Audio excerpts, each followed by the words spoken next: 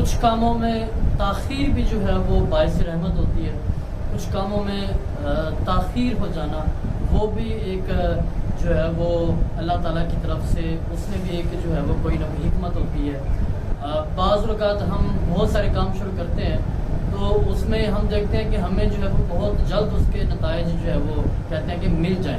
اور ہم کہتے ہیں کہ میں نے فلاں کام کیا تو مجھے اس میں ناکامی ہوئی، مجھے اس میں نقصان ہوا، مجھے اس میں نے شروع ہی کیا تھا کہ میرے ساتھ فلاں معاملہ جو ہے وہ غلط ہو گیا۔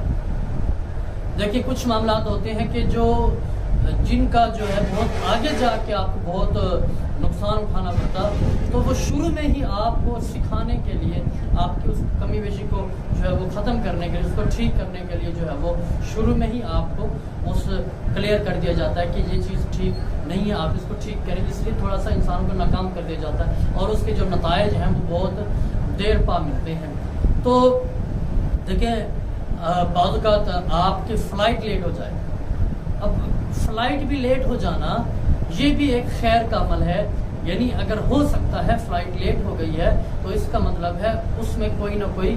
مسئلہ ہوگا جس کو ٹھیک کرنے میں تاخیر ہوئی۔ جب آپ فلائٹ مطلب ٹیک آف کر جاتی تو پھر اگر کوئی مسئلہ ہو جاتا ہے پھر کیا ہوتا ہے۔ میرے ایک دوست ہیں جن کا میں کچھ دن پہلے جو ہے وہ میسج پڑھ رہا تھا، کہتے ہیں کہ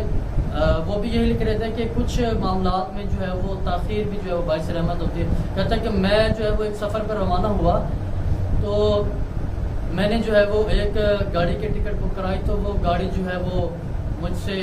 مطلب اسکپ ہو گئی، میں ٹائم پہ نہیں پہنچ پایا، پھر میں نے جو ہے وہ دوسری گاڑی کی ٹکٹ کرائی تو میں حالانکہ 2-3 گھنٹے جو ہے وہ لیٹ ہو گیا، لیکن جو میرے سے پہلے گاڑی نکلی تھی وہ جو ہے جب اپنے مقام پر پہنچنے لگی تھی کہ راستے میں ہی جو ہے وہ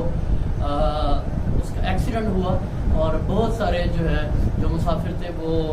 ان کی ڈیتھ بھی ہو گئی اور بہت سارے زخمی بھی ہوئے۔ تو کہتا کہ میں اس سے پچھلی گاڑی میں تھا،